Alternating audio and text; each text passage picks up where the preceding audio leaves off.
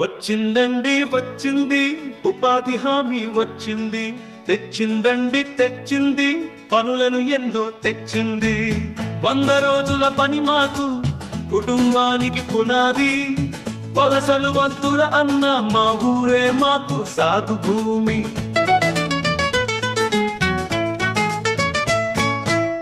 ప్రతి చేతికి పని ఇవ్వు మన హక్కే ఇది కదా. ఉపాధి హామీ వచ్చింది, వచ్చిందండి వచ్చింది, ఉపాధి హామీ వచ్చింది, తెచ్చిందండి తెచ్చింది, పనులు ఎన్నో తెచ్చింది, తెచ్చిందండి తెచ్చింది, పనులు ఎన్నో తెచ్చింది. 100 రోజుల ఉపాధి కుటుంబానికి పునాది, 100 రోజుల ఉపాధి కుటుంబానికి పునాది, వచ్చిందండి వచ్చింది, ఉపాధి హామీ వచ్చింది, తెచ్చిందండి తెచ్చింది, ఎన్నో తెచ్చింది. ప్రతి చేతికి పని, ప్రతి చేతికి పని, పనికి తగ్గ వేతనం, ప్రతి చేతికి పని, వచ్చిందండి వచ్చింది, ఉపాధి హామీ వచ్చింది, తెచ్చిందండి తెచ్చింది, పనులు ఎన్నో తెచ్చింది. బంజరు భూములు బాగు చేయుటకు, ఉపాధి హామీ వచ్చింది, బంజరు భూములు బాగు చేయుటకు ఉపాధి హామీ వచ్చింది. ప్రశ్నిద్దాం ప్రశ్నిద్దాం హక్కులన్నీ సాధిద్దాం, ప్రశ్నిద్దాం హక్కులన్నీ సాధిద్దాం. వచ్చిందండి వచ్చింది, ఉపాధి హామీ వచ్చింది, వచ్చిందండి వచ్చింది, ఉపాధి హామీ వచ్చింది. వలసలెందుకు దండగా, ఉపాధి హామీ ఉండగా, వలసలెందుకు దండగా, ఉపాధి హామీ ఉండగా, సామాజిక తనిఖీ, సామాన్యుల తనిఖీ, సామాజిక తనిఖీ, సామాన్యుల తనిఖీ, వచ్చిందండి వచ్చింది, ఉపాధి హామీ వచ్చింది. ప్రశ్నిద్దాం ప్రశ్నిద్దాం, హక్కులన్నీ సాధిద్దాం, ప్రశ్నిద్దాం. హక్కులన్నీ సాధిద్దాం. గ్రామాన్ని తీర్చిదిద్దేద్దాం, వంజరు భూమి బంగారమవాలి ఉపాధి హామీతో.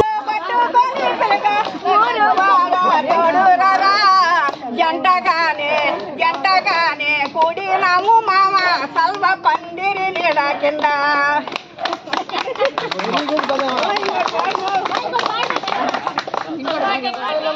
ఐలల చల్లాయరా ఉపాధి పనులు చేద్దాం, ఐలల చల్లాయరా,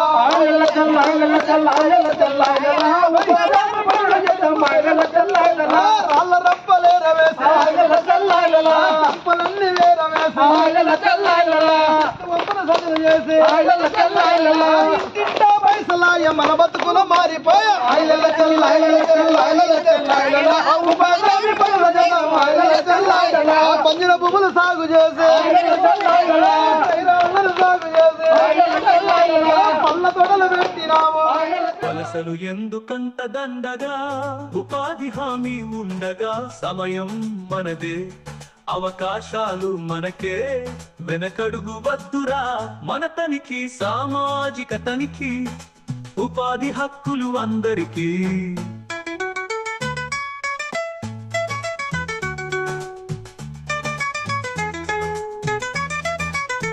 వలసలు ఎందుకంత దండగా, ఉపాధి హామీ ఉండగా, సమయం మనదే అవకాశాలు మనకే, వెనకడుగు వద్దురా మన తనిఖీ, సామాజిక తనిఖీ, ఉపాధి హక్కులు అందరికీ.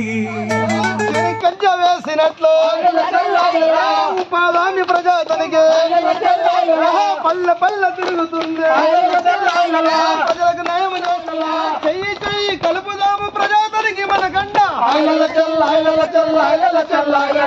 ఉపాధి పనులు చేద్దాం, ఐలల చల్లాయరా, ఐలల చల్ల ఐలల చల్ల ఐలల చల్లాయర, ఉపాధి పనులు చేద్దాం, ఐలల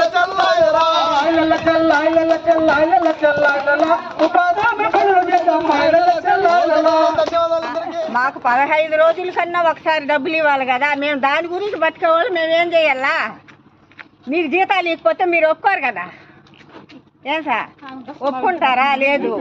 మాకు 15 రోజులకు ఒక్కసారి మా డబ్బులు మాకు ఇస్తే మేము పని చేయగలుగుతాం. లేదనుకుంటే ఇప్పుడు 12 వారాలు 13వ వారం కూడా జరుగుతుంది, ఇంతవరకు డబ్బు అనేది లే. అప్పుడు ఎట్ట బతకాలా? దాని గురించి చేసుకునే వాళ్ళే కదా మేము. డోకరాలు కట్టుకోవాలి, పిల్లకాయలకు చూసుకోవాలి, మంచి చెడ్డ అన్నీ ఉంటాయి. మీ పరిస్థితి ఎట్లా? మీకు జీతం మేము చేస్తేనే కదా మీకు జీతం వస్తుంది. చెప్పండి సార్. మాకు 100 రోజులు ఇస్తారు. 100 రోజులు అయిపోతే మేము ఇంట్లోనే ఉండాలి. మళ్ళీ ఇంకొక 50 రోజులు పెంచితే కూడా మేము చేసుకుంటాం కదా. 150 రోజులు పని కల్పించండి. అర్థమైందా? పని కల్పించి బిల్లులు సక్రమంగా ఇవ్వండి. ఇప్పుడు 12 వారాలు అయిపోయింది. దాన్ని చూసుకొని ఉండేవాళ్ళము. డోక్రాలు కట్టుకోవాలి, ఇంట్లో సమస్యలు, పిల్లల చదువులకి ఇబ్బంది, చాలా ఇబ్బందులు. కూరగాయలు కొనలేక, బియ్యం మూటలు కొనలేక జనాలు ఎట్లా ఏడుస్తారంటే అట్లా ఏడుస్తారు. 3 నెలలు చేసినావా? ఈ పొద్దు ఇస్తాడు, ప్లేట్ ఇస్తాడా, దినుమ్ములు ఇస్తాడా? అడిగారా ఎవరన్నా? మాకు పని చేసినప్పుడు అడగని మీరు ఎవరి దగ్గర పోయి అడిగారా? అడగలేము. ఇది మేము మీ గ్రామానికి వచ్చినా కాబట్టి సార్ ఇప్పుడు మిమ్మల్ని అడుగుతాం. మన మండల స్థాయిలో ఎవరిని అడగాలి మీకు తెలుసా? ఒకవేళ మన వేతనాలు అనేవి ఏమైనా పెండింగ్ ఉన్నప్పుడు గ్రామ స్థాయిలో పంచాయత్ సెక్రటరీ ఉంటాడు. పంచాయత్ సెక్రటరీ మండల స్థాయిలో ఏపీఓ మేడం ఉంది. ఇప్పుడు ప్రస్తుతానికి ఎంపీడీఓగా పీఓ ఉంటారు. సార్ ఉపాధి హామీ పథకంలో చట్టం చెప్పిన విధంగా 15 రోజుల్లో వేతనాలు వస్తే మా అవసరాలు తీరుతాయి. మేము కూడా ఉపాధి హామీ పథకంలో కుటుంబానికి 100 రోజులు పనిచేసే ఉత్సాహంగా పనికి వెళ్తాము. అవన్నీ సక్రమంగా రావడానికి ప్రభుత్వం నుంచి మీరు కృషి చేయాలని సామాజిక తనిఖీ అనేది నిర్వహించడం జరుగుతుంది. కానీ ఇప్పటికి మన పథకం వచ్చి 19 సంవత్సరాలు అయింది. ఈ 19 సంవత్సరాల్లో మీరు చాలా సోషల్ ఆడిట్ అనేది చూసింటారు. ప్రతి సంవత్సరం వచ్చి తనిఖీ చేసుకుంటారు. కాబట్టి ఈ ఉపాధి హామీ పథకం పనులకు సంబంధించి పనులను నాణ్యతగా చేసుకోవడం ఉద్దేశంతో రాష్ట్ర ప్రభుత్వం నారా చంద్రబాబు నాయుడు ముఖ్యమంత్రి గారు, మన ఉప ముఖ్యమంత్రి అయినటువంటి పవన్ కళ్యాణ్ సారు, శాట్ సంస్థ డైరెక్టర్ అయినటువంటి శ్రీకాంత్ సార్ గారు ప్రత్యేక శ్రద్ధతో ఉపాధి హామీ పథకాన్ని మరింత సమర్థవంతంగా పనిచేయడం కోసం, శ్రామికుల హక్కులు, వాళ్ళకు ఉన్నటువంటి బాధ్యతల గురించి తెలియజేయడం కోసం, మరియు సమాన వేతనం వచ్చేదానికి, సగటు వేతనం రావడానికి వేతనదారులకు మార్కింగ్ ఇచ్చి ఎంత పని చేస్తే రోజువారీ వేతనం మీకు 300 వస్తుంది అనేలాగా మార్కింగ్ ఇచ్చి పనులు చేయించడం కోసం సామాజిక తనిఖీ బృందాన్ని ఒక భాగంగానే మా టీం బృందంలో ఉన్నటువంటి మిత్రులను కూడా సాంస్కృతిక కార్యక్రమాల రూపంలోనూ మరియు పనులకు సంబంధించి విషయాలు కూడా మేము చర్చిస్తాం. కాబట్టి మన ఉపాధి హామీ పథకంలో 94 రకాల పనులు చేసుకోవచ్చు. అలాగనే హార్టికల్చర్ సంబంధించి 10 రకాల పనులు చేసుకోవచ్చు.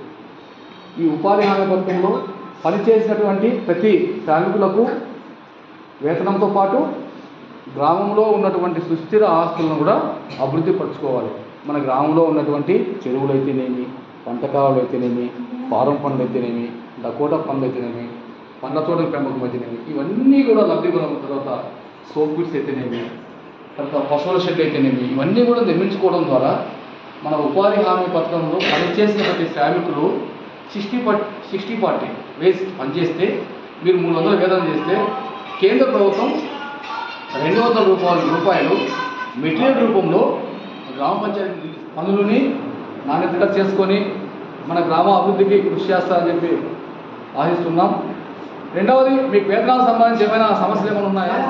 డిసెంబర్ కాదు, ఆర్థిక సంవత్సరం అంటే ఏప్రిల్ నుంచి మార్చి వరకు కనీసం 100 రోజుల ఉపాధిని మనము పొందుకోవాలి ఒక కుటుంబంలో. ప్రస్తుతం వచ్చి మనకు 307 రూపాయలు ఉందన్నమాట పెన్షన్ వేతనం. అప్పటికి ఎంత అవుతుందమ్మా? 100 రోజులకి 30,000 రూపాయలు పైసలకు వస్తుందన్నమాట.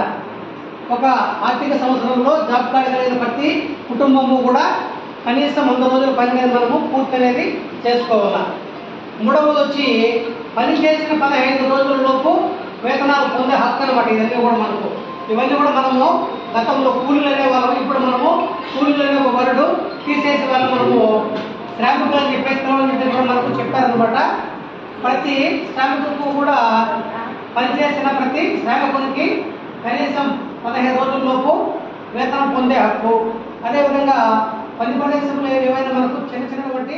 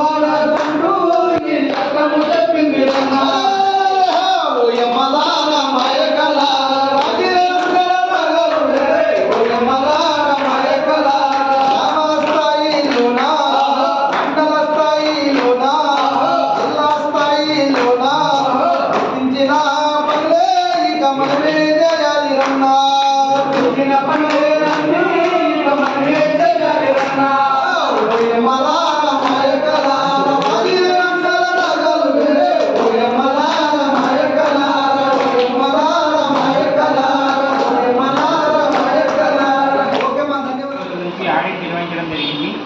ఆడిట్ అనంతరం మనం ఈరోజు గ్రామ సభ ఏర్పాటు చేసుకోవడం జరిగింది. 36 పనులు చేయడం జరిగింది. దానికి సంబంధించి 43,83,288 రూపాయలు వేతనాల రూపంలో, మెటీరియల్ రూపంలో 1,565,065 రూపాయలు, మొత్తం 44,83,000 రూపాయలు ఖర్చు చేయడం జరిగింది. పంచాయతీరాజ్ డిపార్ట్మెంట్లో భాగంగా 3 పనులు చేయడం జరిగింది. దానికి సంబంధించి 2,47,154 రూపాయలు ఖర్చు చేయడం జరిగింది. అంటే ఇక్కడ వంక పక్క చేస్తారు కదా, ఆ పనులు 9 పనులు చేయడం జరిగింది. తర్వాత ఇల్లు కట్టుకున్న వారు 8 మంది, తర్వాత స్టోక్ ఇల్లు కొంచెం 9 మంది తీసుకోవడం జరిగింది. తర్వాత కాలువ పనులు 4 పనులు చేయడం జరిగింది. ఏర్పాటు చేయకుండానే క్లోజ్ చేయడం జరిగింది.